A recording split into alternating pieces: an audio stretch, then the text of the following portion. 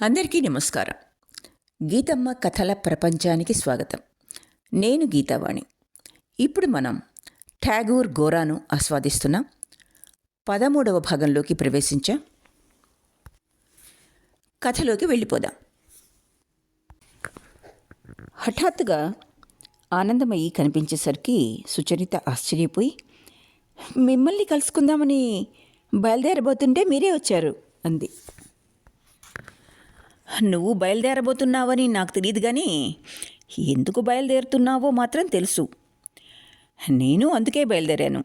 ఆ వార్త విన్న తర్వాత ఉండబట్టలేక నిన్ను కలుసుకోవాలనిపించి వచ్చాను అంది ఆనందమయ్యి నవ్వుతూ. ఆ వార్త ఆనందమయ్యి చెవిన పడినందుకు సుచరిత ఆశ్చర్యపోయింది.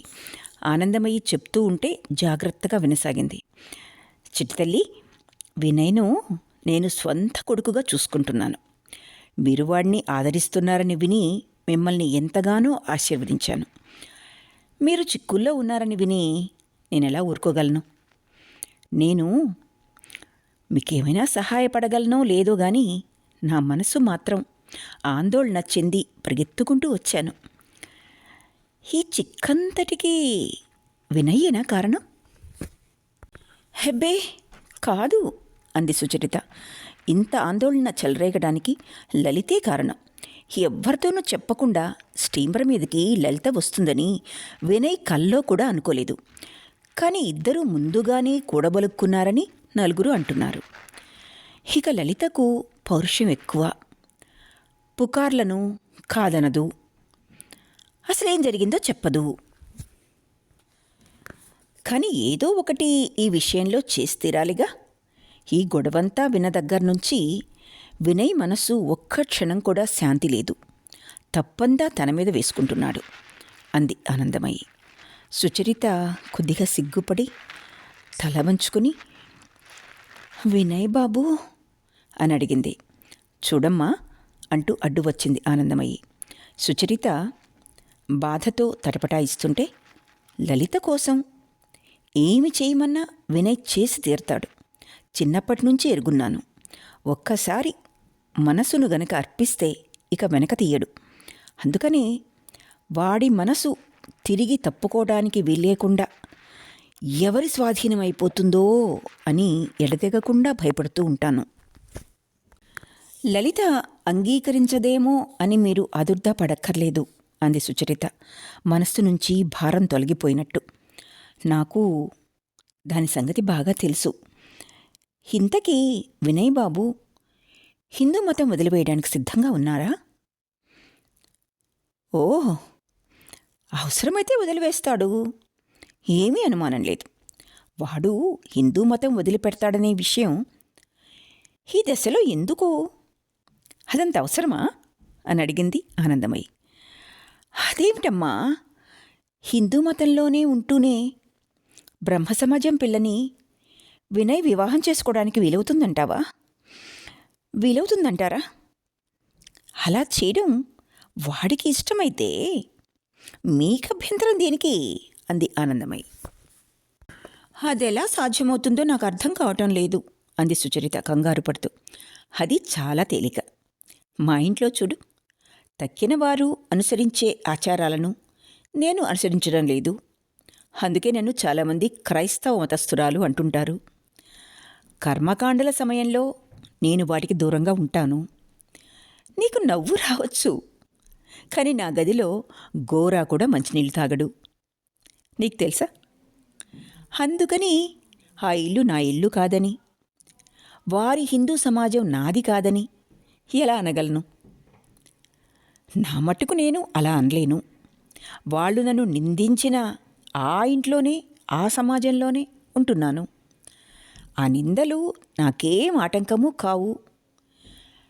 మరి ఆటంకాలను అధిగమించలేని దశ వస్తే భగవంతుడు నాకు చూపే మార్గాన్ని అనుసరిస్తానప్పుడు.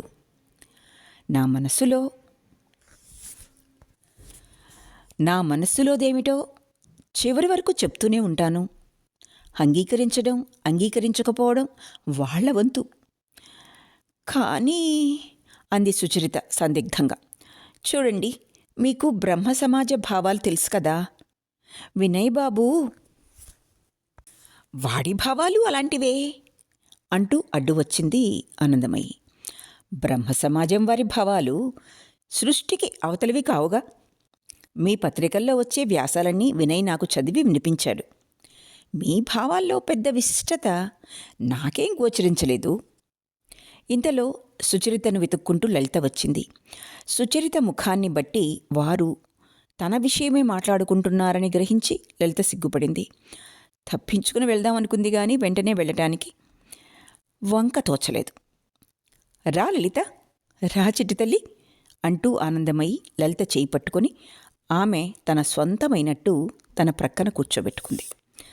ఆనందమయ్యి అంతకుముందు చెప్తున్న విషయం కొనసాగిస్తూ, చూడమ్మా, మంచి చెడ్డల సామరస్యం కుదర్చడం చాలా కష్టం. కానీ ఈ ప్రపంచంలో మంచి చెడ్డలు రెండూ కలిసే ఉంటాయి. ఆ కలయికలో సుఖ దుఃఖాలు రెండూ గోచరిస్తాయి. అంతేకాదు, మంచి కూడా కనిపిస్తుంది. ఇది సాధ్యమైనప్పుడు అభిప్రాయ భేదాలు ఉన్న స్త్రీ పురుషులు, ఆచార భేదాలు ఉన్న స్త్రీ పురుషులు ఎందుకు వివాహం చేసుకోకూడదో నాకు అర్థం కావటం లేదు. నిజమైన ఐక్యత బాహ్య అభిప్రాయాల మీద, ఆచారాల మీద ఆధారపడి ఉంటుందా? సుచరిత తల వంచుకుని కూర్చునే ఉంది. ఆనందమయ్యి, కావాలి అనుకుంటే ఇద్దరు వ్యక్తుల్ని మీ బ్రహ్మ సమాజం ఏకం కానియదా? భగవంతుడు రెండు హృదయాలను ఏకం చేసినప్పుడు బాహ్య ఆజ్ఞలతో మీ సమాజం వారిద్దరినీ దూరం చేస్తుందా? చిన్న చిన్న అభిప్రాయ భేదాలను విస్మరించి అసలు విషయాలలో కలయడానికి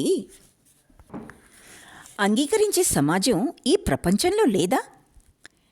ఈ విధంగా భగవంతుని మీద తిరగబడ్డమేనా మానవుల పని? ఇందుకేనా సమాజం పుట్టింది అంది. ఈ చర్చల్లో ఆనందమయ్యి మనస్ఫూర్తిగా ఉత్సాహం వెల్లడించడం లలితా వినయ్ల వివాహానికి ప్రతిఘటనను వమ్ము చెయ్యాలనే కోరికతో మాత్రమేనా? ఈ విషయంలో సుచరిత మనస్సులోని ఆ కొద్దిపాటి తటపటాయింపును వాదన ద్వారా తొలగించాలనే ఉద్దేశం ఆమెకు లేదా? అటువంటి భావం సుచరితలో ఉండడానికి వీల్లేదు. బ్రహ్మ సమాజంలో కలిస్తేనే గాని వినయ్ లలితను వివాహమాడ్డానికి వీల్లేదు అనేదే సుచరిత యొక్క నిశ్చితాభిప్రాయమైతే ఇన్ని రోజులుగా ఆనందమయిలో తొణికిసలాడుతున్న ఆశ నేలపాలవుతుంది. ఆ రోజే వినయ్ ఆనందమయిని, అమ్మా, నేను బ్రహ్మ సమాజంలో కలిసిపోవలసిందేనా? అందుకు కూడా సిద్ధం కావాలా అని అడిగాడు. దానికి ఆమె, అబ్బే, అక్కర్లేదు, అవసరం ఉందని నాకు తోచడం లేదు అని సమాధానం చెప్పింది కదా. దానిమీద వినయ్, నా మీద వాళ్ళు ఒత్తిడి చేస్తేనో అని తిరిగి అడిగాడు. ఊహో అంది ఆనందమై కొద్దిసేపు ఊరుకుని. ఇది ఒత్తిడి తెచ్చే విషయం కాదు. ఆనందమయ్యి చెప్పినది సుచరితకు అంగీకారం కాలేదు. సుచరిత జవాబు చెప్పకపోయేసరికి ఆమె మనస్సు ఇంకా అంగీకారంలోనికి రాలేదని ఆనందమయ్యి గుర్తించింది. ఆనందమయ్యి తనలో తాను, నా సమాజ సంప్రదాయాలను నేను గోరా మీద ప్రేమ కొద్దీ తోసిపుచ్చగలుగుతున్నాను కదా. మరి గోరా సుచరిత హృదయాన్ని ఆకర్షించలేదా? ఆకర్షించే ఉంటే ఇంత చిన్న విషయాన్ని కొండంత ఎందుకు చేస్తుంది అని అనుకుంది ఆనందమయ్యి. ఆనందమయ్యి కృంగిపోయింది. ఇక 2-3 రోజుల్లో గోరా జైలు నుంచి విడుదలై వస్తాడు. అతను సుఖపడడానికి కావలసిన రంగం సిద్ధంగా ఉందని ఆనందమయ్యి ఇప్పటి వరకు భావించింది. ఈ సమయంలోనే గోరాకు బంధనం పడాలి, లేకపోతే ఇంకా చిక్కుల్లో పడతాడు. గోరా మనసును జయించి బంధించి ఉంచడం సామాన్యమైన బాలికకు సాధ్యం కాదు. హిందూ కుటుంబంలోని పిల్లను గోరాకు వివాహం చేయడం అనేది భావ్యం కాదు. అందుకే ఎన్ని సంబంధాలు వచ్చినా ఆమె ఒప్పుకోలేదు. అసలు పెళ్ళే చేసుకోను అనేవాడు గోరా. అలా నిర్ణయించాక వద్దని ఆనందమై ఎందుకు చెప్పటం లేదు అని జనం ఆశ్చర్యపోయేవారు. గోరా నిర్ణయం సడలడం ఆరంభించేసరికి ఆనందమయ్యి ఎంతో సంతోషించింది. అందువల్ల సుచరిత ఈ విధంగా మాట్లాడకుండా ప్రతిఘటించడం ఆమెకు అఘాతంగా పరిణమించింది. కానీ పట్టిన పట్టును తేలిగ్గా వదిలే మనిషి కాదు ఆనందమయ్యి. సరే, వేచి చూద్దాం అని తనలో తాను అనుకున్నదామె. వినయ్, లలితను సందిగ్ధంలో నుంచి తప్పించాలనే ఆదుర్దా కొద్దీ నువ్వు పిచ్చి సాహసం చేయడం నాకు ఇష్టం లేదు. మా సమాజంలో రేగిన ఆందోళనకు విలువలేదు. ఇప్పుడు ఉద్రేకింపజేసే విషయాన్ని 4 రోజులు పోతే వాళ్లే పూర్తిగా మర్చిపోతారు అన్నాడు పరేష్ బాబు. లలిత విషయంలో తన కర్తవ్యం నిర్వహించాలని సంసిద్ధంగా వచ్చాడు వినయ్. సమాజ దృష్టిలో అటువంటి వివాహం అనుకూలం కాదని అతనికి తెలుసు. అదీగాక గోరా కోపగించుకుంటాడు. కానీ కర్తవ్యం నిర్వహించాలనే సంకల్పంతో ఆ ఆలోచనలన్నింటినీ మనసు నుంచి పారద్రోలాడు. ఇప్పుడు పరేష్ బాబు కర్తవ్యతా నిర్వహణను తోసిరాజనమని చెప్పేసరికి వెనకడుగు వేయటం వినయ్కి అసలే ఇష్టం లేకపోయింది. మీరు చూపిన ఆదరణకు మీ రుణం నేనెన్నడూ తీర్చుకోలేను. మీ కుటుంబంలో కష్టాలకు నేను కారకుణ్ణి అనే భావం కూడా నేను భరించలేను అన్నాడు వినయ్. వినయ్, నా మాట నువ్వు అర్థం చేసుకున్నట్టు లేదు. మేమంటే నీకింత గౌరవం ఉన్నందుకు చాలా సంతోషిస్తున్నాను. మా యందుండే గౌరవం ప్రదర్శించడానికి నా కుమార్తెను వివాహం చేసుకుంటాను అనడం లలిత భావాలను గౌరవించినట్టు కాదు. ఈ చిక్కు నువ్వు త్యాగం చేయవలసినంత తీవ్రమైంది కాదనే నేను నీకు వివరిస్తున్నాను అన్నాడు పరేష్ బాబు. ఎలాగైతేనే వినయ్కి బాధ్యతాభారం నుంచి విముక్తి కలిగింది. కానీ పంజరంలో నుంచి బయటపడ్డ పక్షి పైకి ఆదుర్దాగా ఎగిరినట్టు వినయ్ మనసు ఆటంకాలు లేని మార్గాన పరిగెత్తడం లేదు. ఇంతకాలంగా కర్తవ్యతాభావంతో నిర్మించుకున్న సంయమన వారధి అనవసరమని తోచినా అతనిలో కదలిక లేదు.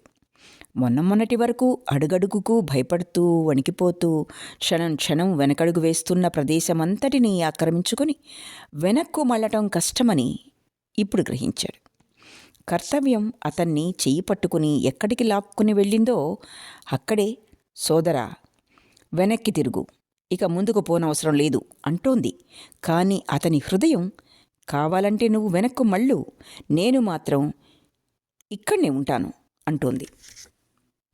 పరేష్ బాబు ఇంకేమీ చెప్పకపోయేసరికి కర్తవ్య నిర్వహణ కోసం నేనేదో కష్టమైన పని చేయదలిచానని మీరు అంగీకరిస్తే అంతకంటే నాకు పరమ సంతోషం వేరే ఉండదు.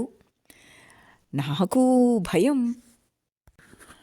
నువ్వు భయపడ్డానికి ఆస్కారం లేదు అంటూ అడ్డు వచ్చాడు పరేష్ బాబు. ఒక్క క్షణం కూడా తటపటాయించలేదు. సత్యాన్ని అమితంగా ప్రేమిస్తున్నాడేమో అందువల్ల. లలితకు నువ్వంటే అయిష్టం లేదని సుచరిత వల్ల విన్నాను అన్నాడు. లలిత అంతరాత్మలోని రహస్యం సుచరితకు తెలిసిపోయిందనే విషయం వినేసరికి వినయ్ హృదయంలో ఆనందం తళుక్కుమంది.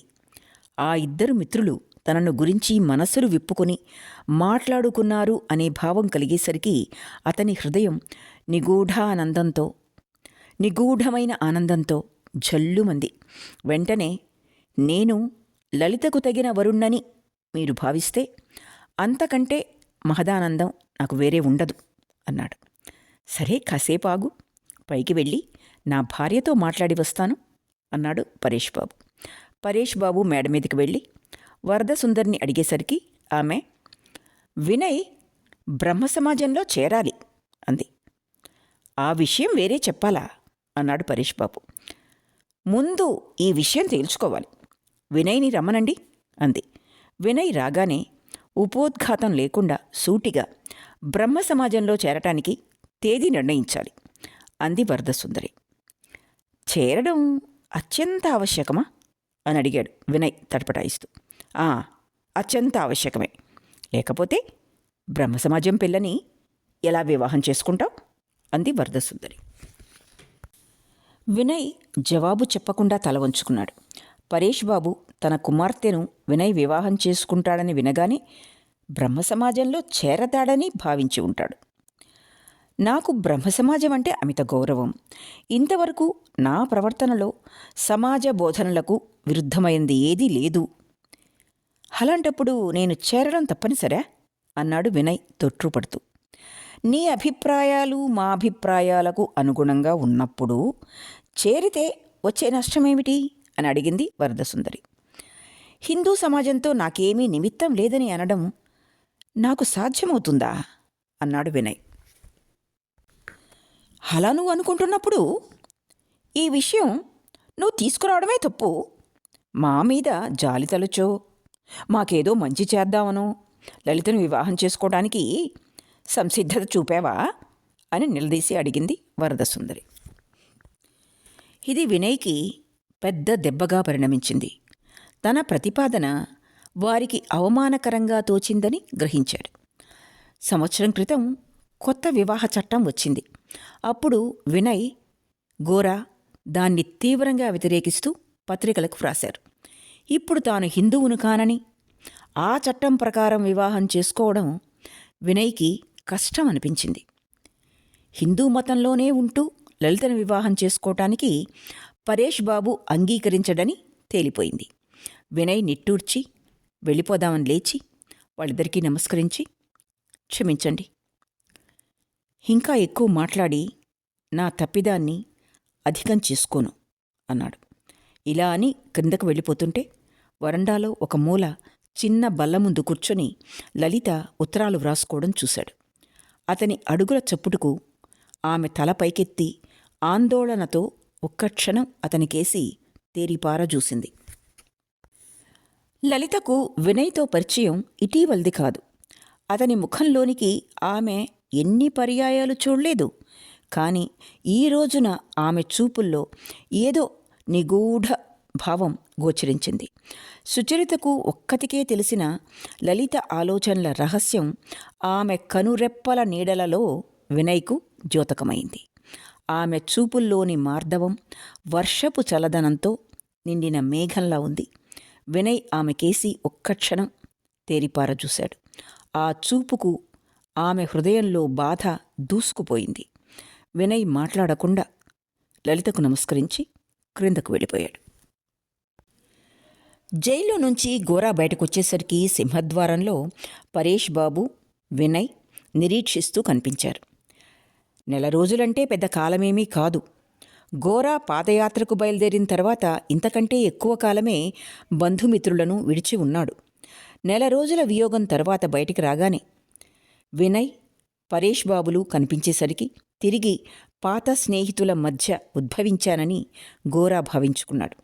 ఆ ఉదయ సంధ్యా కాంతిలో పరేష్ బాబు ప్రశాంత ముఖంలో ఆప్యాయత గోచరించేసరికి ఇదివరకెన్నడూ అనుభవానికి రాని భక్తితో ఆయన పాదాలకు వంగి నమస్కరించి ధూళి తీసుకున్నాడు. పరేష్ బాబు ఆ మిత్రులిద్దరినీ ఆలింగనం చేసుకున్నాడు. తరువాత గోరా వినయ్ చేయి పట్టుకొని నవ్వుతూ, వినయ్, మనం బడిలో ప్రవేశించిన దగ్గర నుంచి కలిసి చదువుకున్నాం. కానీ ఈ పాఠశాలలో విద్య అభ్యసించి నీకంటే ముందుకు వెళ్ళాను నేను అన్నాడు. గోరాతో బాటుగా గోరా వలెనే ఉల్లాసంగా ఉండే స్థితిలో తాను లేకపోవడం వల్ల వినయ్ మాట్లాడలేదు. జైలు జీవితంలో ఎన్నో కష్టాలు పడి బయటికి వచ్చిన గోరా వినయ్కు పూర్వం కంటే ఎక్కువ ఆప్తమిత్రుడుగా తోచాడు. వినయ్ గౌరవభావంతో గంభీరంగా మౌనం వహించాడు. గోరా, అమ్మ ఎలా ఉంది అని అడిగాడు. అమ్మ కులాసాగానే ఉంది. రారా, బండి అదుగో నీకోసమే అన్నాడు పరేష్ బాబు. బండిలోకి ఎక్కబోతుంటే అవినాష్ రొప్పుకుంటూ పరిగెత్తుకునొచ్చాడు. అతని వెనకాల కొంతమంది విద్యార్థులు కూడా వచ్చారు. అతన్ని చూడగానే బండిలో కూర్చోవాలని గోరా తొందరపడ్డాడు. కానీ అవినాష్ అంతకంటే తొందరగా దారికడ్డం వచ్చి 1 నిమిషం నిలబడవలసిందిగా కోరాడు. అవినాష్ ఇలా కోరుతుండగా విద్యార్థులు బిగ్గరగా ఇలా పాడసాగారు. విషాద అంధనిషి పిదప నేడు అరుణోదయ మాయనుగా, విషాద అంధనిషి పిదప నేడు అరుణోదయ మాయనుగా, బానిస సంఖ్యలు విడివడి నేడు, బానిస సంఖ్యలు విడివడి నేడు, అరుణోదయమాయనుగా. బానిస సంఖ్యలు విడివడి నేడు, అరుణోదయమాయనుగా. విషాదాంధని పిదప నేడు, అరుణోదయ మాయనుగా. చాలించండి అని అరిచాడు గోరా. అతని ముఖం ఎర్రబడింది. విద్యార్థులు పాట ఆపివేసి ఆశ్చర్యంతో చూడసాగారు. ఇదంతా ఏమిటి అవినాష్ అని అడిగాడు గోరా. అవినాష్ జవాబు చెప్పకుండా శాలువ కింద నుంచి అరటి ఆకుతో చుట్టిన పుష్పమాలను బయటకు తీశాడు. ఒక కుర్రవాడు గొంతెత్తి సన్మాన పత్రం చదవసాగాడు. ఆ సన్మాన పత్రాన్ని సువర్ణాక్షరాలతో ముద్రించారు. అందులోని విషయం జైలు నుంచి గోరా విడుదల. అవినాష్ వేయబోయిన పుష్పమాలను తిరస్కరించి గోరా కోపస్వరంతో, ఏమిటి నాటకం? ఈ రోడ్డు పక్కన నాకు వేషం వెయ్యాలని ఇన్ని నెలలుగా సన్నాహాలు చేస్తున్నావా అని అడిగాడు. నిజానికి చాలా కాలంగా అవినాష్ ఇందుకు సన్నాహం చేస్తున్నాడు. ఇలా చేస్తే డాబుగా ఉంటుందని భావించాడు. ఈ అసాధారణ ప్రదర్శనం వల్ల వచ్చే కీర్తి తానొక్కడికే దక్కాలనే ఉద్దేశంతో ఈ విషయాన్ని వినయ్తో కూడా సంప్రదించలేదు. ఆ రోజుల్లో ఇలాంటి ప్రదర్శనలు సర్వసామాన్యం కాలేదు. పత్రికల్లో ప్రచురించడానికి ఈ దృశ్యాన్ని వర్ణిస్తూ ఇదివరకే వ్రాసి ఉంచాడు. కలకత్తా వెళ్ళిన తర్వాత వివరాలు కలిపి పత్రికలకు పంపదలిచాడు. ఇలా అనడం బాగుండలేదు అన్నాడు అవినాష్. నువ్వు జైల్లో ఉండగా మేము నీ కష్టాలు పంచుకున్నాం. కిందటి నెలలో ప్రతి క్షణము మా హృదయాలలో బాధ ప్రజ్వరిల్లి మా హృదయాలు దహించుకుపోయాయి అన్నాడు అవినాష్. పొరబడ్డావు అవినాష్. పరీక్షగా చూస్తే అగ్ని అసలు వెలగనట్టే తోస్తుంది. హృదయాలకేమీ హాని కలగలేదు అన్నాడు గోరా. కానీ అవినాష్ ఊరుకోలేదు. ప్రభుత్వం నిన్ను అవమానించాలని యత్నిస్తుంది. భరతమాత ప్రతినిధులుగా ఈ పుష్పమాలను గౌరవ పురస్సరంగా పరిహాసం మితిమీరుతోంది అని గోరా అవినాష్ని అతని అనుచరుల్ని పక్కకు నెట్టి పరేష్ బాబు కేసు తిరిగి లోపలికి రమ్మని ఆహ్వానించాడు. పరేష్ బాబు కూర్చుంటూ అమ్మయ్య అనుకుని నిట్టూర్చాడు. గోరా వినయులు ఆలస్యం చేయకుండా ఆయన్ను అనుసరించారు. కలకత్తా నుండి స్టీమర్ మీద ప్రయాణం చేసి గోరా మర్నాడు ఉదయానికి ఇంటికి చేరుకున్నాడు.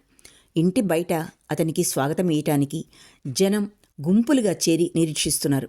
ఎలాగో వారి బారి నుంచి తప్పించుకుని గోరా సరాసరి ఆనందమయ్యి దగ్గరికి వెళ్ళాడు. ఉదయం పెందలకడనే స్నానం చేసి ఆనందమయ్యి గోరా కోసం నిరీక్షిస్తోంది.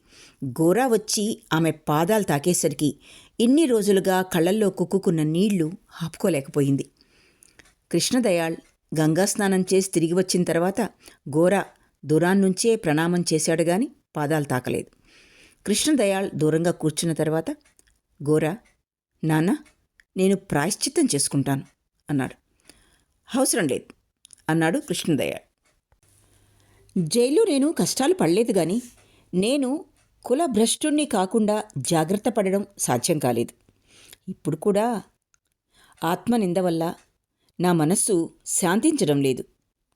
శాస్త్రోచితంగా ప్రాయశ్చిత్తం చేసుకుంటాను అన్నాడు గోరా. అన్నాడు కృష్ణదయాళ్ దిగులుగా. గోరంత దాన్ని కొండంత చేయడం దేనికి? నువ్వు ప్రాయశ్చిత్తం చేసుకోవడానికి నేను అంగీకరించను. సరే, అలా అయితే పండితుల అభిప్రాయం ఏమిటో తెలుసుకుంటాను అన్నాడు గోరా. ఏ పండితుడిని సంప్రదించనక్కర్లే అంటూ అభ్యంతరం చెప్పాడు కృష్ణదయాళ్. నీ విషయంలో ప్రాయశ్చిత్తం అనవసరమని నేను అభయమిస్తున్నాను. శాస్త్ర విదిత కర్మకాండల్లో పట్టుదల చూపే కృష్ణదయాళ్ గోరా విషయంలో నియమాలు పట్టింపులు అవసరం లేదనడం ఎందుకో గోరాకు అర్థం కాలేదు. ప్రాయశ్చిత్తానికి అంగీకారం తెలపకపోవడమేగాక పూర్వాచారాలు పాటించడంలో గోరా యత్నాలను నిరోధించసాగాడు. ఆనందమయ్యి ఇవాళ భోజన సమయంలో గోరా పక్కన వినయ్కి పీట వేసింది. కానీ గోరా అభ్యంతరం చెబుతూ, అమ్మా, వినయ్ పీట కొంచెం అవతలికి జరుపుదు అన్నాడు. ఏ, వినయ్ తప్పే ఉంది అని అడిగింది ఆనందమై ఆశ్చర్యపోతూ. వినయ్ తప్పేమీ లేదు, కానీ దోషం నాది. నేను కులభ్రష్టున్నైపోయాను అన్నాడు గోరా. మరేం పర్వాలేదు, వినయ్కి అలాంటి పట్టింపులు లేవు అని సమాధానం చెప్పింది ఆనందమయ్యి. వినయ్కి పట్టింపు లేకపోవచ్చు, కానీ నాకుంది అన్నాడు గోరా. భోజనాల తర్వాత మిత్రులిద్దరూ మేడ మీద వారి గదికి వెళ్ళారు. కానీ ఏమి మాట్లాడుకోవాలో ఇద్దరికీ తోచలేదు. గత నెల రోజులుగా తన మనస్సులో ప్రాధాన్యం వహించిన విషయం గోరాతో చెప్పడం ఎలానో వినయ్కి తోచలేదు. పరేష్ బాబు కుటుంబాన్ని గురించి ప్రశ్నించాలని గోరా మనసులో భావించాడు. గాని వినయే ఆ విషయం ఎత్తుతాడని నిరీక్షిస్తూ తాను ప్రస్తావించలేదు. పరేష్ బాబును, ఆయన కుమార్తెల క్షేమ సమాచారాలు గోరా అడిగిన మాట నిజమే, కానీ అడిగింది మర్యాద కోసమే. వారు క్షేమంగా ఉన్నారనే సంగతి కంటే వివరాలు తెలుసుకోవాలని గోరా మనస్సు ఆతృతపడసాగింది. ఆ పరిస్థితిలో మహిం మెట్లెక్కి వచ్చాడేమో, రొప్పుతూ కూర్చున్నాడు. ఆయాసం తగ్గిన తర్వాత, వినయ్, ఇంతకాలం గోరా కోసం వేచి ఉన్నాం. వచ్చాడు కాబట్టి ఇక ఆలస్యం దేనికి? ఇప్పుడే ముహూర్తం నిశ్చయిద్దాం పట్టు. ఏమంటావు గోరా? నేనే విషయం మాట్లాడుతున్నానో తెలుసుగా అన్నాడు. గోరా సమాధానంగా నవ్వి ఊరుకున్నాడు. మహిం, నవ్వుతున్నావా? నేనింకా ఆ విషయం మర్చేపోలేదు అనుకుంటున్నావు గదు. కూతురు పెళ్ళంటే కలగనడం కాదు, దాని విషయం వాస్తవికమైనది తేలిగ్గా ఎలా మర్చిపోగలం? నవ్వొద్దు గోరా, ఈ తడవ ఆఖరిసారిగా నిశ్చయం చేయవలసిందే అన్నాడు. నిశ్చయం చేసుకొనవలసిన వ్యక్తి అడుగో మన ముందే ఉన్నాడు అన్నాడు గోరా. స్థిరత లేనివాడు, అతనేం నిశ్చయం చేస్తాడు? నువ్వు వచ్చావు కాబట్టి ఈ బాధ్యత నువ్వు భుజాల మీద వేసుకోవాలి. ఈ రోజున వినయ్ గంభీరంగా మౌనం వహించాడు. తనను గురించి హేళనగా మాట్లాడినా తనేమీ నోరెత్తలేదు. ఎక్కడో ఏదో తిరుగుడు ఉందని గ్రహించి గోరా, ఆహ్వానాలు పంపే బాధ్యత వహించగలను, పిండి వంటలు చేయించగలను, వివాహ విందులో స్వయంగా వడ్డించగలను, కానీ వినయ్కి నీ కూతుర్ని పెళ్లి చేసే బాధ్యత మాత్రం స్వీకరించలేదు. ఈ ప్రేమ గొడవంతకు కారకుడైన ఈ వ్యక్తితో నాకు అన్యోన్యత లేదు. దూరంగా ఉండి నమస్కరిస్తానంతే అన్నాడు. దూరంగా ఉంటే నిన్ను వినయ్ వదులుతాడని అనుకోవద్దు. హఠాత్తుగా ఎప్పుడు నీ దగ్గరికి వస్తాడో చెప్పలే. నీ విషయంలో ఆయన ఎత్తు ఏమిటో నాకు తెలియదు, కానీ వినయ్ విషయంలో గొడవ చేసేస్తున్నాడు.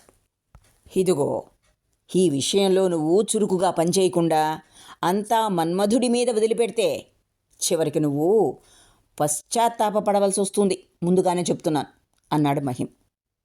నాకు సంబంధించిన బాధ్యతను స్వీకరించినందుకు పశ్చాత్తాపపడడానికి నేను సిద్ధమే. బాధ్యత గనక స్వీకరిస్తే ఇంకా ఎక్కువ పశ్చాత్తాపపడవలసి వస్తుంది. అటువంటి దుర్గతి నుంచి తప్పుకోవడమే నా కోరిక అంటూ నవ్వాడు గోరా. ఒక బ్రాహ్మణ కుమారుడు గౌరవాన్ని, కులాన్ని, బాధ్యతను మట్టి కలుపుతుంటే నోరెత్తకుండా నిలబడి చూస్తూ ఊరుకుంటావా? ఇప్పుడు నీ ప్రాణ స్నేహితుడు తన కులాన్ని పరిత్యజించి బ్రహ్మ సమాజం పిల్లని పెళ్లి చేసుకోబోతుంటే నువ్వు ప్రజలకు ఎలా మొహం చూపగలవు? వినయ్, నీకు నా మీద కోపం రావచ్చు. నీ చాటున గోరాకి ఈ విషయం చెప్పేవాళ్ళు చాలామంది ఉన్నారు. ఇప్పటికే ఆతృతతో ఒకరినొకరు తోసుకుని వచ్చేస్తున్నారు. నేను నీ ముందే చెప్తున్నా, ఇది అందరికీ మంచిదే. ఈ పుకార్లు వట్టివైతే ఓటిదని చెప్పు, దాంతో గొడవ తీరిపోతుంది. నిజమైతే ఒక్కసారి తేల్చేయి అన్నాడు మహిం. మహిం వెళ్ళిన తర్వాత కూడా వినయ్ మాట్లాడకపోయేసరికి గోరా అతని కేసి తిరిగి, ఏమిటి వినయ్, ఈ గొడవంతా ఏమిటి అని అడిగాడు. ఒకటికి రెండు విషయాలు ఆధారం చేసుకుని అంతా సవ్యంగా వివరించడం కష్టం. అందుకని కథంతా క్రమక్రమంగా చెప్తామని నిర్ణయించుకున్నాను. కానీ ఈ ప్రపంచంలో మనం కావాలనుకున్నట్టు జరగదు. వేటకు బయలుదేరిన పెద్ద పులుల్లాగా సంఘటనలు నిశ్శబ్దంగా సాగిపోతున్నట్టు మొదట్లో కనిపిస్తాయి. కానీ తరువాత హఠాత్తుగా హెచ్చరించకుండానే మెడ మీదకొచ్చి పడతాయి. వార్తలు కూడా అలాగే నివురుగప్పిన నిప్పులాగా కనిపించి ఆ తరువాత భగ్గున మండుతాయి. హర్పడం ఎవరికీ సాధ్యం కాదు. అందుకనే నేటి మానవుడు స్వేచ్ఛగా బ్రతకాలంటే స్థిరంగా ఉండాలి అన్నాడు వినయ్. స్థిరంగా ఉండడమా? స్థిరంగా ఉంటే ఇక స్వాతంత్రం ఎక్కడిది అన్నాడు గోరా నవ్వుతూ.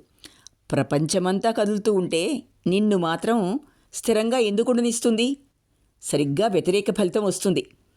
ప్రపంచం పనిచేస్తూ నువ్వు సోమరిగా కూర్చుంటే నువ్వే మోసపోతావు. నీ దృష్టి మరలకుండా జాగ్రత్త పడాలి. లేకపోతే అంతా కదులుతూ ఉంటే నువ్వు సిద్ధంగా ఉండవు.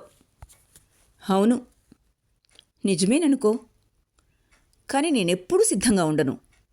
ఈ తడవ కూడా సిద్ధంగా లేను. ఏ వైపు నుంచి ఏం జరుగుతుందో నాకైతే తెలీదు. కానీ జరిగిన తర్వాత దానికి బాధ్యత వహించక తప్పదు. జరగకుండా ఉంటే బావుండదనే కారణంతో వెగటైన దాన్ని అంగీకరించపోవడం కూడా సరికాదు అన్నాడు వినయ్. ఏం జరిగిందో తెలుసుకోకుండా చర్చించడం కష్టం అన్నాడు గోరా. అంతా ఒప్పేసుకోవడానికి సిద్ధమై వినయ్, అనివార్యమైన పరిస్థితుల్లో చిక్కుకున్నాను. నేనిప్పుడు లలితను పెళ్లి చేసుకోకపోతే యావత్ జీవితం ఆమె సమాజం వారి దూషణలను అనవసరంగా భరించవలసి వస్తుంది అన్నాడు. నువ్వు ఎటువంటి పరిస్థితిలో చిక్కుకున్నావో ఇంకా స్పష్టంగా చెప్పు అంటూ అడ్డు వచ్చాడు గోరా. అదో పెద్ద గాథ, కొంచెం కొంచెం చెప్తాను. ఈ లోపల నే చెప్పిన దాంతో తృప్తి పడాలి అని సమాధానం చెప్పాడు వినయ్. సరే, నేను తృప్తి చెందాను. ఒక విషయం చెప్తాను విను. పరిస్థితులు అనివార్యమైతే ఫలితానికి పశ్చాత్తాపం కూడా అనివార్యమే. వారి సమాజం లలితను అవమానిస్తే మనమేం చేస్తాం? కానీ అవమానించకుండా నివారించే ఉపాయం నా చేతుల్లో ఉంది అన్నాడు వినయ్. అలా అయితే మంచిదే.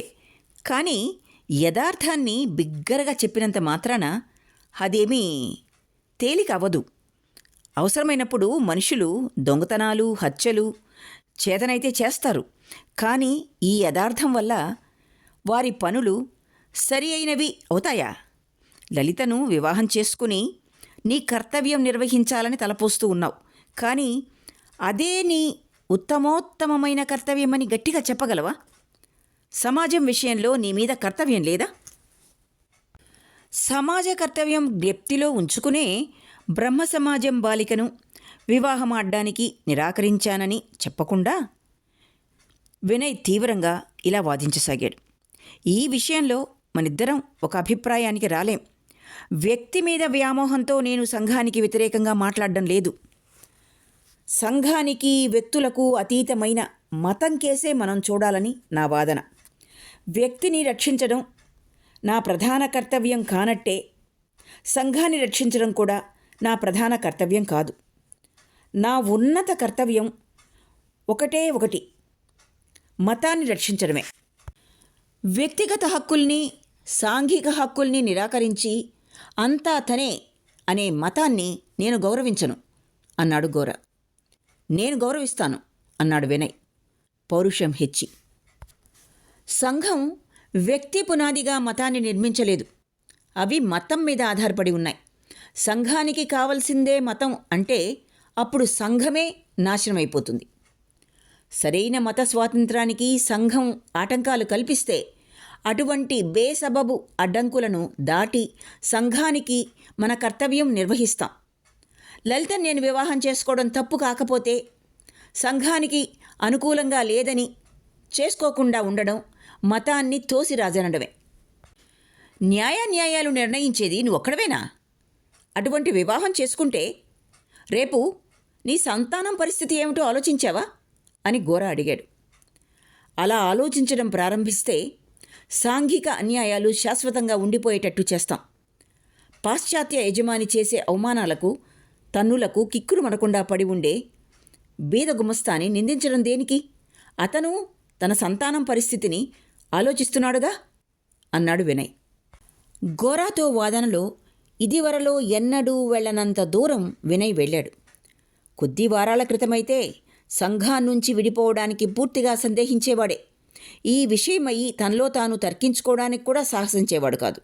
ఈ విధంగా గోరా చర్చించి ఉండకపోతే వినయ్ మనసులో చాలా కాలంగా పాదుకుపోయిన అలవాట్లకు అనుగుణంగా వ్యవహారం వ్యతిరేక మార్గం పట్టేదే. వాదన సాగిన కొద్దీ కర్తవ్యతాభావం సహాయంతో అతని కోరిక బలీయం కాజొచ్చింది. గోరా వాదన భీషణ రూపం దాల్చింది. ఈ విధమైన వాదనలో సామాన్యంగా గోరా తర్కం మీద ఆధారపడడు, తన భావాలను దబాయించి చెప్తాడు. ఇవాళ కూడా వినయ్ చేసిన వాదనల్ని ధూళిలో కలపాలని శాయశక్తులా ప్రయత్నించాడు. కానీ ఈ తడవ తన మార్గంలో ఆటంకాలు ఉన్నాయని కనిపెట్టాడు. గోరా అభిప్రాయానికి వినయ్ అభిప్రాయానికి మాత్రమే సంఘర్షణ అయితే గోరాకే విజయం లభించేది. కానీ నేడు ఇద్దరు యథార్థ మానవులు ఒకరినొకరు ఎదుర్కొన్నారు. ఇప్పుడు గోరా మాటకు మాట చెప్పి దెబ్బ తీయలేకపోతున్నాడు. మాటల బాణం ఎక్కడ తగిలినా సున్నితమైన బాధతో నిండిన మనసుకు కూడా తగులుతోంది. చివరకు గోరా, నీతో వాగ్యుద్ధం నేను చేయదలుచుకోలేదు. ఇందులో వాదించుకోదగినంత ఏం లేదు.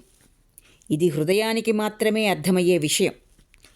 బ్రహ్మ సమాజం బాలికను వివాహమాడి నీ దేశ ప్రజల నుంచి విడిపోదలచితే నాకు తీవ్రమైన బాధ కలుగుతుంది. అటువంటివి నువ్వు చేయగలవేమో గాని నేను మాత్రం చేయలేను.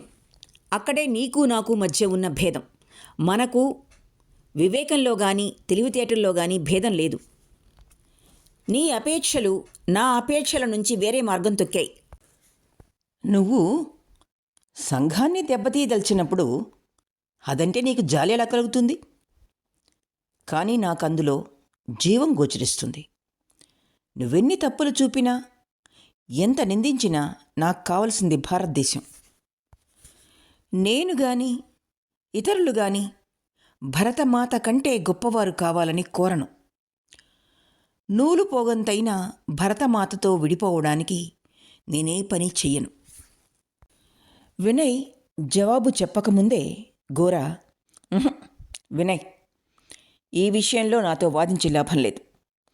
ప్రపంచమంతా భరతమాతను పరిత్యజించి అవమానించిన నా మట్టుకు నేను భరతమాత అవమానంలో పాలు పంచుకుంటాను. నేటి భారతదేశం కులతత్వంతో కూడిందే కావచ్చు, మూఢాచారాలతో నిండిందే కావచ్చు, విగ్రహారాధికులకు నెలవు కావచ్చు. ఆమెతో విడిపోవనించితే నాతో కూడా విడిపోవాలి. నాతో కూడా విడిపోవాలి సుమా అన్నాడు. ఇలా చెప్పి గోరా లేచి వరండాలోకి వెళ్ళి పచార్లు చేయసాగాడు. వినయ్ మాట్లాడకుండా కూర్చున్నాడు. ఇంతలో నౌకరొచ్చి గోరాను చూడటానికి జనం గుంపుగా వచ్చి బయట వేచి ఉన్నారని చెప్పాడు. తప్పించుకోవడానికి అవకాశం దొరికేదని సంతోషిస్తూ గోరా కిందకు వెళ్ళాడు. బయటకు వెళ్ళేసరికి జనం గుంపులో అవినాష్ కనిపించాడు. అవినాష్కి కోపం వచ్చి ఉంటుందనే గోరా నిశ్చయించుకున్నాడు. కానీ ఇప్పుడు అవినాష్లో కోప చిహ్నాలు కానరాలేదు. ఆ క్రిందటి రోజు పుష్పమాల వేయించుకోవడానికి గోరా నిరాకరించిన సంఘటనకు చిలవలు పలవలు అల్లి ప్రశంసిస్తున్నాడు అవినాష్. అందరి ముందు అవినాష్, గౌరమోహన్ బాబు అంటే నాకు గౌరవం ఇనుమడించింది. ఆయన అసామాన్యుడని నాకు చాలా కాలం నుంచి తెలుసు. కానీ నిన్న ఆయన మహాపురుషుడని తేలింది. నిన్న మేము ఆయన్ని సన్మానిద్దామని వెళ్ళాం. ఆయన మా సన్మానం నిరాకరించాడు. ఈ రోజుల్లో ఎంతమంది అలా నిరాకరించగలరో చెప్పండి. ఇదేం చిన్న విషయమా? ఈ మాటలకు గోరాకు కంగారు పుట్టింది. అవినాష్ మీద కోపంతో మండిపడ్డాడు. సహనం కోల్పోయి, చూడు అవినాష్, ఈ విధంగా గౌరవించనించి నువ్వు అవమానిస్తున్నావు. రోడ్డు ప్రక్కన మీ చిందుల్లో కలవడానికి నేను నమ్రతతో నిరాకరిస్తానని ఎందుకు ఆశించలేదు? పైగా ఇది మహాపురుష లక్షణమని పొగుడుతావా? ఊరూరు తిరిగే యాత్రా బృందం స్థాపించి బిచ్చమెత్తదల్చావా? గట్టి పని చేయడానికి ఎవరూ సిద్ధంగా లేరా? అవినాష్, నాతో కలిసి పని చేయదల్చావా? సరే, నేను సిద్ధమే. లేదా నన్ను వ్యతిరేకించి పోరాడదల్చావా? సరే, నేను అందుకు సిద్ధమే. కానీ ఇలా హో హో హో అంటూ తిరగడం మాత్రం మానేయవలసిందని కోరుతున్నాను. అవినాష్ భక్తి శ్రద్ధలు హెచ్చాయి. మొహం కళకళ్లాడింది. గోరా మాటల్లోని అద్భుత భావాలు జనం దృష్టికి తేవాలని తలచినట్టు వారికేసి తిరిగాడు. తర్వాత, మీ ఆశీర్వచనం వల్ల నేడు నిజమైన నిష్కామ కర్మను చూడగలిగాం. ఇదంతా భరతమాతకు శాశ్వత కీర్తి సంపద. అటువంటి వారికి జీవితాలను ధారపోస్తాం అని గోరా పాదాలు స్పృశించడానికి కిందకు వంగాడు. కానీ గోరా అసహనంతో దూరంగా జరిగాడు. గౌరమోహన్ బాబు, మా సన్మానాన్ని నిరాకరించారు. సరే, కానీ మీ గౌరవార్థం విందు చేద్దామనుకుంటున్నాం. దానికి రానని నిరాకరించడానికి వీల్లేదు. ఆ విషయం మేము చర్చించుకుంటున్నాం. రావటానికి మీరు అంగీకరించి తీరాలి అన్నాడు అవినాష్. ప్రాయశ్చిత్తం చేసుకుంటేనే గాని నేను మీ పక్కన కూర్చుని భోజనం చేయను అని సమాధానం చెప్పాడు గోరా. ప్రాయశ్చిత్తం? అవినాష్ నేత్రాలు వెలిగిపోయాయి. ఆ ఆలోచనే మాకెవ్వరికీ రాలేదు. హిందూ మత శాస్త్రాలు విధించిన నిబంధనలు గౌరబాబు ఎన్నడూ విస్మరించడు అన్నాడు. ప్రాయశ్చిత్త సమయంలో అందరూ కలిసి భోజనం చేయడం బాగుంటుందని సర్వులు అంగీకరించారు. దేశంలోని పెద్ద పెద్ద పండితుల్ని పిలిపించాలి. గౌరమోహన్ ప్రాయశ్చిత్తం చేసుకోవాలని పట్టుపట్టడంతో హిందూ మతం ఇంకా సజీవంగా ఉందని ప్రత్యక్షంగా చూడగలుగుతారు. ఎప్పుడు ఎక్కడ ప్రాయశ్చిత్తకాండ జరగాలనే విషయం కూడా చర్చించారు. గోరా తన ఇంట్లో సౌకర్యంగా ఉండదని చెప్పేసరికి అతని అనుచరుల్లో ఒకడు గంగానది ఒడ్డున ఉన్న తన బంగళాలో ఏర్పాట్లన్నీ చేయవచ్చని చెప్పాడు. ఇందుకయ్యే ఖర్చంతా ఆ జనసందోహమే భరించాలని నిశ్చయించుకున్నారు. ఎవరి దారిన వారు వెళ్ళబోతుంటే అవినాష్ చేతులు ప్రేక్షకుల వైపు ఊపుతూ మహోత్సాహంతో, గౌరబాబుకు నా మీద కోపం రావచ్చు.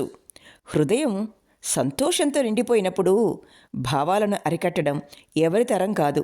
ఈ పవిత్ర భారత భూమిలో వేద సంరక్షణకు భగవంతుడు అవతారాలెత్తాడు. అలాగే నేడు హిందూ మత సంరక్షణకు కూడా భగవంతుడు అవతారం ఎత్తాడు.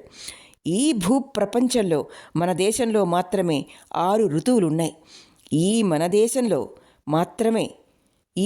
దేశంలో మాత్రమే భగవంతుడు అవతారాలు ఎత్తాడు, ఇంకా ఎత్తుతాడు. ఇది సత్యమని నిదర్శనం కనిపించడం నిజంగా మన అదృష్టమే. సోదరులారా, కంఠమెత్తి అనండి, జై గౌరమోహన్ అని ప్రసంగించాడు. అవినాష్ వాగ్ధాటితో ఉద్రిక్తులయ్యి జనమంతా బిగ్గరగా జై కొట్టారు. ఘోరా మాత్రం కంగారు పడి పారిపోయాడు. ఆ రోజున జైలు నుంచి బయటపడి స్వేచ్ఛ అనుభవిస్తున్న ఆ రోజున అలసట తీవ్రంగా అతన్ని ముంచెత్తింది. జైలు నిర్బంధంలో ఇంకా ఉత్సాహంగా దేశసేవ చేయడం ఎలా అని చాలా రోజులు కలలు కన్నాడు. కానీ ఇవాళ పదే పదే ఒకే ప్రశ్న తనకు తాను వేసుకోసాగాడు. హబ్బా, నా దేశం ఎక్కడుంది? అది నిజానికి నా ఒక్కడి దేశమేనా? నాకు చిన్ననాటి నుంచి మిత్రుడు ఈ వినయ్. నా జీవిత లక్ష్యాలను, ఆశలను ఇతనితో చర్చించాను. ఇప్పుడు తనను ఆకర్షించిన ఒక బాలికను వివాహమాడడానికి నిర్దాక్షిణ్యంగా ఇన్ని సంవత్సరాల తరువాత ఒక్క క్షణంలో తన గతాన్ని, భవిష్యత్తును తుంచివేసుకోవడానికి సిద్ధంగా ఉన్నాడు వినయ్. ఇంకోవైపున అనేకసార్లు నా అభిప్రాయాలను విస్పష్టం చేసిన తర్వాత కూడా నేను హిందూ మత సంరక్షణకు ఉద్భవించిన అవతారమూర్తినని నా పక్షం వారు నిర్ణయించారు. నేను వేదమూర్తినా? భరతమాతకు స్థానం ఇవ్వరా? 6 ఋతువులు. భలే, భారతదేశంలో 6 ఋతువులట. 6 ఋతువుల ఫలితం అవినాష్ వంటి ఫలమే అయితే ఋతువులు 2-3 తగ్గితే వచ్చే నష్టమేమిటి? ఈ సమయానికి నౌకరు వచ్చి అమ్మగారు పిలుస్తున్నారని చెప్పాడు. ఈ మాట వినగానే గోరా హఠాత్తుగా అదిరిపోయి తనలో తాను, అమ్మ పిలిచింది, అమ్మ పిలిచింది అని పదే పదే అనుకోసాగాడు. ఈ మాటల్లో అతనికి నూతన ప్రాముఖ్యం గోచరించింది. ఏమైనా నాకు నా అమ్ముంది, నన్ను పిలుస్తోంది, నన్ను అందరితోనూ ఏకం చేస్తుంది, ఎవ్వరికీ దూరంగా నన్ను ఉండనివ్వదు. నా వారు ఆమె గదిలో ఆమెతో పాటు కూర్చునేటట్టు చూస్తాను. జైల్లో ఉండగా కూడా అమ్మ నన్ను పిలుస్తూనే ఉంది. అక్కడ ఆమెను చూడగలిగాను. జైలు బయట కూడా నన్ను పిలుస్తోంది, వెళ్ళి చూస్తాను అని తనలో తాను మాట్లాడుకుంటూ ఆ శీతాకాల మధ్యాహ్నపు శీతలాకాశం కేసి చూశాడు. వినయ్తో అవినాష్తో తనకు వచ్చిన విభేదాలు హఠాత్తుగా అల్పమైనవిగా తోచాయి. ఆ మధ్యాహ్న సూర్యకాంతిలో భరతమాత తన వైపు చేతులు చాచుతున్నట్లు అనిపించింది. నదులు, పర్వతాలు, నగరాలు, సముద్రాలు అతని కంటికి గోచరించాయి. అనంతత్వం నుంచి విస్పష్టమైన నిర్మలమైన కాంతి ప్రసరించినట్టు ఆ కాంతిలో భారతదేశం కళకళ్లాడుతూ వెలిగిపోతున్నట్టు తోచింది. గోరా హృదయం ఆనందంతో తొణికిసలాడింది. కన్నీరు ప్రవహించింది. మనసులో నుండి నిరాశ తొలగిపోయింది. అవధులు లేని భారతదేశానికి సేవ చేసేందుకు అతని స్వభావం సంతోషపూర్వకంగా సన్నద్ధమవుతోంది. కానీ ఫలితాలు మాత్రం సుదూరంలో ఉన్నట్లు తోచింది. ధ్యాన సమయంలో చూసినా భారతదేశపు ఘనతను కనులతో చూడలేకపోయినా ఏమాత్రం పస్తాయించలేదు. తనకు తాను పదే పదే అనుకున్నాడు, అమ్మ పిలుస్తోంది, అమ్మ పిలుస్తోంది అని. ఎక్కడ అన్నదాత? విశ్వంభరుని దగ్గరికి అనంతకాలంలో ఆసీనుడైన క్షణక్షణం కనిపించునట్టి వాని దగ్గరికి, మృత్యువును జయించిన మృత్యు మధ్యలో నివసించు వాని దగ్గరికి, భవిష్యత్ మహాకాంతిని అనిర్దిష్ట దౌర్భాగ్య వర్తమాన కాలం మీద ప్రసరింపజేయనట్టు వాని దగ్గరకు వెళ్తాను, వెళ్తాను. అమ్మ నన్ను ఆ అనంత దూరానికి, ఆ అనంత సామీప్యానికి పిలుస్తోంది. ఈ సంతోష సమయంలో వినయ్, అవినాష్ తన నుంచి విడిపోకుండా పక్కనే ఉన్నట్టు అనిపించింది. ఆనాటి విభేదాలు సంపూర్ణ సామరస్యంలో కలిసిపోయినట్టు తోచింది.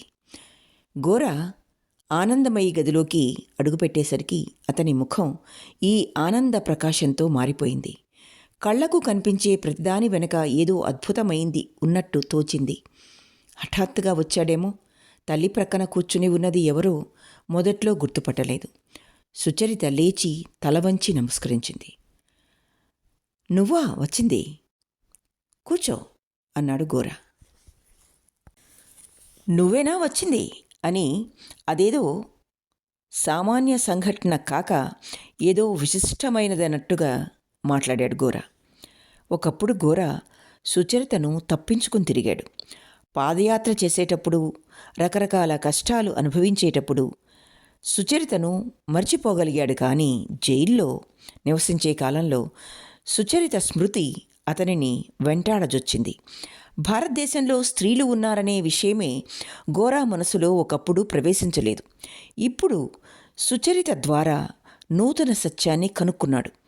అటువంటి మహోన్నత పురాతన సత్యం హఠాత్తుగా సాక్షాత్కరించడంతో అతని బలీయ స్వభావం అంతా దెబ్బతిన్నట్టు కంపించిపోయింది. బాహ్య ప్రపంచం నుంచి సూర్యరశ్మి, గాలి జైలు గదిలోకి ప్రవేశించి మనస్సును బాధించినప్పుడు ప్రపంచం మానవ సంఘంతో కూడిన కార్యరంగంగా మాత్రమే గోచరించలేదు. ధ్యానంలో ఆ సుందర బాహ్య ప్రపంచానికి చెందిన ఇద్దరు దేవతల ముఖాలు కనిపించసాగాయి. సూర్యచంద్రుల కాంతి, నక్షత్రాల కాంతి ప్రత్యేక ప్రకాశంగా వెలుగొందిస్తున్నాయి. శీతల నీల ఆకాశం సున్నితమైన భూమికగా తోచింది. ఒక దేవత ముఖం తాను జన్మించిన నాటి నుంచి అనుభవించిన మాతృప్రేమతో వెలుగొందుతోంది. రెండవ ముఖం ఈ కాస్త పరిచేస్తురాలి సుందర సున్నిత ముఖం. ఆ సంకుచిత సంకట జైలు జీవితం మధ్యలో ఈ ముఖం, సుచరిత ముఖం అతని మనసులో గోచరించినప్పుడు వైరభావం వహించడం గోరాకి సాధ్యం కాలేదు. ఈ ధ్యానానందం జైల్లోకి అగాధ స్వతంత్ర భావాన్ని కొనివచ్చింది. జైల్లో కష్టాలు అసత్యంగా కలగా తోచాయి. కొట్టుకునే ఆ హృదయ తరంగాలు జైలు గోడలను దాటి ఆకాశంలో కలిసిపోయాయి. తలతల్లాడే ఆకుల మీద, పువ్వుల మీద ఆడుకున్నాయి. క్రియా ప్రపంచ తీరాల మీద విరిగిపోయినాయి. అటువంటి ఊహారూపాన్ని చూసి భయపడనవసరం లేదని భావించి గోరా ఆ నెలంతా ఆ మార్గాన తన భావాలను స్వేచ్ఛగా విహరించనిచ్చాడు. యథార్థ విషయాలకు మాత్రమే భయపడాలని తనలో తాను అనుకున్నాడు. జైలు నుంచి బయటకు రాగానే పరేష్ బాబు కనిపించేసరికి అతని మనస్సు ఆనందంతో తొణికిసలాడింది. ఈ ఆనందం పరేష్ బాబు కనిపించినందువల్ల కలిగింది కాదని, అన్ని రోజుల్లో ఊహా ప్రపంచంలో అతన్ని వెంటాడిన ఆ రూపం అందులో మిశ్రితమై ఉందని గోరా మొదట్లో గుర్తించలేదు. కలకత్తాకు స్టీమర్ మీద ప్రయాణం చేస్తుంటే స్వీయ గుణగణాల వల్ల మాత్రమే పరేష్ బాబు తనను ఆకర్షించలేదని గోరాకు తెలియవచ్చింది. నేను ఓడిపోను అని తనలో తాను అనుకుంటూ సంఘర్షణకు గోరా సిద్ధమయ్యాడు. స్టీమర్ మీద కూర్చొని ఎక్కడికో దూరదేశం వెళ్ళిపోదామని, ఎంత సున్నితమైన బంధనాలకైనా కట్టుబడకూడదు అనేటువంటి నిశ్చయానికి వచ్చాడు. అలా నిశ్చయించుకున్నాడు. ఇటువంటి మనోస్థితిలోనే వినయ్తో వాదించవలసి వచ్చింది. చాలా కాలం తర్వాత మొట్టమొదటిసారిగా మిత్రుని కలుసుకున్నప్పుడు గోరా తనలో తాను తర్కించుకుంటూ ఉండకపోతే అంత తీవ్రంగా వివాదం సాగేది కాదు. ఈ వివాదంలోని విషయాలు తన గౌరవానికి కూడా భంగకరమైనవని అతనికి క్రమక్రమంగా స్పష్టమైంది. అందుకే ఆ రోజున అంత ఉద్రేకంతో మాట్లాడాడు. ఆ ఉద్రేకం అతనికి అవసరం కూడా. ఈ రోజున తన దౌర్జన్యం వినయ్లో కూడా దౌర్జన్యాన్ని రేకెత్తించినప్పుడు తన వాదనలను వినయ్ మనస్సులో ముక్కల ముక్కలుగా భేదిస్తూ వాటిని తెలివి తక్కువ దురభిమానంగా పరిగణించినప్పుడు, మనసంతా అతని మీద తిరగబడినప్పుడు గోరా తనను కూడా దెబ్బ కొట్టకపోతే వినయ్ను కూడా తీవ్రంగా కొట్టలేడని ఒక్క క్షణం కూడా వినయ్ భావించలేదు. గోరా తనను తానే దెబ్బ కొట్టకపోతే, హట్ చేసుకోకపోతే వినయ్ను కూడా తీవ్రంగా ఆ విధంగా గాయపరచలేడని ఒక్క క్షణం కూడా వినయ్ భావించలేదు. అతనికి అర్థం కాలేదు గోరా అంతరంగం. వినయ్తో చర్చించిన తర్వాత రణరంగం విడిచిపెట్టకూడదని గోరా నిశ్చయించుకున్నాడు. ప్రాణభయం కొద్దీ నేను వినయ్ను విడిచిపుచ్చితే వినయ్కు రక్షణ ఉండదు అని గోరా అనుకున్నాడు. అప్పుడు గోరా తీవ్రంగా ఆలోచన నిమగ్నుడై ఉన్నాడేమో.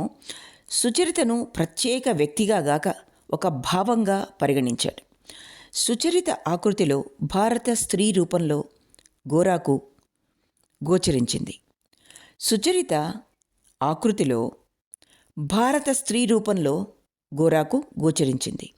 తన మాతృభూమిలోని గృహాలలోని మధురిమ, నిర్మలత్వం, ప్రేమ, ధర్మం సుచరితలో సాక్షాత్కరిస్తున్నట్టు గోరాకు తోచింది. తన తల్లి ప్రక్కన భారత బాలల మీద ప్రకాశించే కారుణ్య దేవత, రోగులకు సేవ చేస్తూ బాధితులను ఓదారుస్తూ అల్పులను కూడా ప్రేమతో పవిత్రం చేసే అవతారమూర్తి కూర్చుండి ఉండడం చూసేసరికి గోరా హృదయం ఆనందంతో పొంగిపోయింది.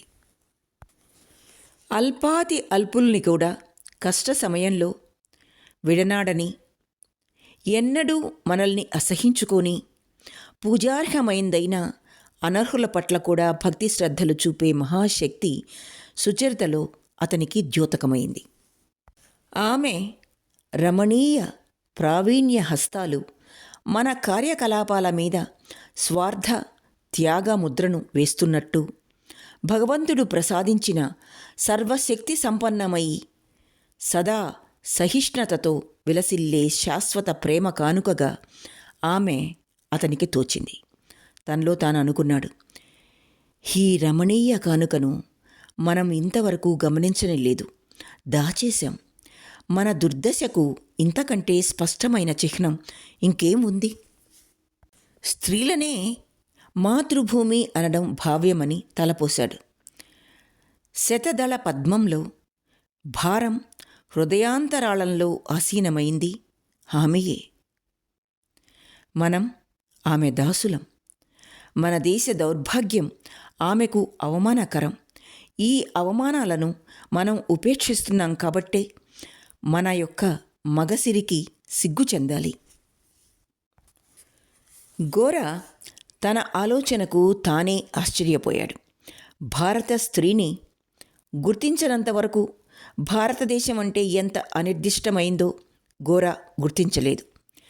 భారత స్త్రీలను క్రీనీడలలాగా అవాస్తవాలుగా పరిగణించినంత వరకు గోరా కర్తవ్య దృష్టిలో ఎంత లోపం ఉంది. అతని కర్తవ్య భావంలో శక్తే గాని జీవం లేదు కదా. గోర ఒక్క క్షణంలో స్త్రీలను బహిష్కరించిన కొలది మన జీవితంలో వారికి సరి అయిన స్థానం ఇవ్వనంత వరకు మన మగసిరి బలహీనమైపోతుందని గుర్తించాడు. నువ్వేనా వచ్చింది అని గోర సుచరితతో అన్నప్పుడు అతని మాటల్లో లాంఛనప్రాయమైన నమ్రత మాత్రమే లేదు. అతని అభినందనలో అతనికి కొత్తగా సాక్షాత్కరించిన ఆనందం, అద్భుతం వ్యక్తమయ్యాయి. జైలు అనుభవాల ఛాయలు గోరాలో కనిపిస్తున్నాయి. పూర్వం కంటే ఆరోగ్యం తక్కువగా ఉన్నట్లున్నాడు. జైలు ఆహారం రుచించక నెల రోజులు దాదాపుగా ఉపవాసం చేశాడు.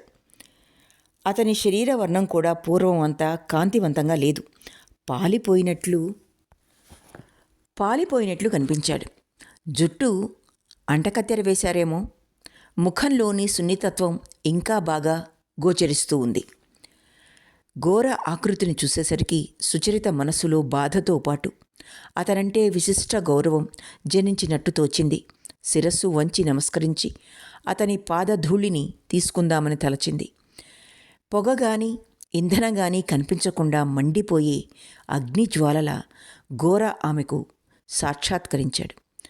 సున్నిత కరుణతో మిశ్రితమైన భక్తి ఆమె హృదయంలో కంపించి ఆమెను ఒక్క మాట కూడా మాట్లాడనీయలేదు. ఆనందమయి మాట్లాడటం మొదలుపెట్టింది. నాకు ఒక కూతురు ఉంటే ఎంత సుఖపడేదాన్నో. నువ్వు లేనప్పుడు సుచరిత నాకెంతగా ఉపశమనం కలిగించిందో చెప్పలేను. నేనీమెను ఎరక్క ముందు దుఃఖ సమయంలో చాలా గొప్పవారితో, మంచివారితో పరిచయం కలుగుతుందని గుర్తించలేదు. భగవంతుడు మన కష్టాలను ఎన్ని విధాల ఉపశమింపజేస్తాడో తెలుసుకోలేక కలవరపడతాం. చిట్టి తల్లి, నువ్వు సిగ్గు చెందవచ్చు, కానీ నాకు ఈ దుఃఖ సమయంలో ఎంత సౌఖ్యం నువ్వు వనగూర్చావో నేను చెప్పక తప్పదు అంది.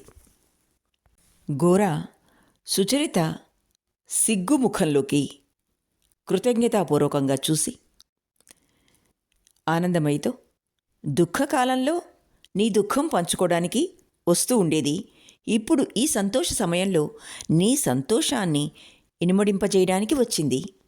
విశాల హృదయం గలవారే స్వార్థం లేని మిత్రులు అన్నాడు. చెల్లి అన్నాడు వినయ్ సుచరిత సిగ్గుపడ్డం చూసి. దొంగ పట్టుబడితే నలుగురు శిక్షిస్తారు. నిన్ను నలుగురు పట్టుకున్నారా? ఇక ఫలితం అనుభవించక తప్పదు. ఇప్పుడు ఎక్కడికి ఎగిరిపోతావు? చాలా కాలం నుంచి నేను ఎరుగుదును. నీ సంగతి నేను బయటపెట్టలేదు. ఎక్కువ కాలం దాగదని తెలుసు కూడా నేను మౌనం వహించాను. ఓహో, మౌనం వహించావా అంటూ నవ్వింది ఆనందమయి. అసలు స్వభావం చేతనే నీకు మౌనం అబ్బింది. సుచరిత, నీతో పరిచయమైన రోజు నుంచి, మొదటి రోజు నుంచి నిన్ను ఒకటే పొగడ్డం, ఆపడం ఎవరితరం కాలేదు. విను చెల్లి, విను. యోగ్యులను మెచ్చుకుంటాను అనడానికి, కృతజ్ఞుడను కాదు అనడానికి అమ్మ మాటలే సాక్ష్యం, నిదర్శనం అన్నాడు వినయ్. నిన్ను నువ్వే పొగుడుకుంటున్నావు అంది సుచరిత. నా సుగుణాలను నేనే ప్రకటించేటట్లు, నేనే వెల్లడించేటట్టు మరెవరూ చేయలేరు. వాటిని వినాలంటే అమ్మ దగ్గరికే రావాలి. ఆమె చెప్తుంటే నిర్ఘాంతపోతావు. నా మటుకు నాకే ఆశ్చర్యం వేస్తుంది. అమ్మ నా జీవితగాథను వ్రాస్తాను అంటే ఈ చిన్న వయసులోనే నేను మరణించాలని కోరుకుంటాను అన్నాడు వినయ్. ఈ పిల్లవాడి మాటలు వినండి అంది ఆనందమయి. ఈ విధంగా తొలి సిగ్గు అంతరించింది. వెళ్తూ సుచరిత, వినయ్ బాబు, ఏదైనా ఒక రోజున మా ఇంటికి రారాదా అంది. సుచరిత వినయ్ని రమ్మని ఆహ్వానించగలిగింది గాని గోరాను ఆహ్వానించలేకపోయింది. అసలు కారణం అర్థం కాక గోరా బాధపడ్డాడు. అందరితోనూ కలిసి మెలుగుతూ ప్రతి సంఘంలోనూ స్థానం సంపాదించుకోగలగడం వినయ్కి తేలికే గాని తనకు తేలిక కాదని ఇదివరకు ఎన్నడూ గోరా భావించలేదు. తన స్వభావంలో ఇది నిజంగా లోపమేనని నేడు గుర్తించగలిగాడు. ఇక్కడితో రవీంద్రనాథ్ ఠాగూర్ విరచిత గోరా 13వ భాగం పూర్తి అయింది. ఆలకించినందుకు ధన్యవాదాలు.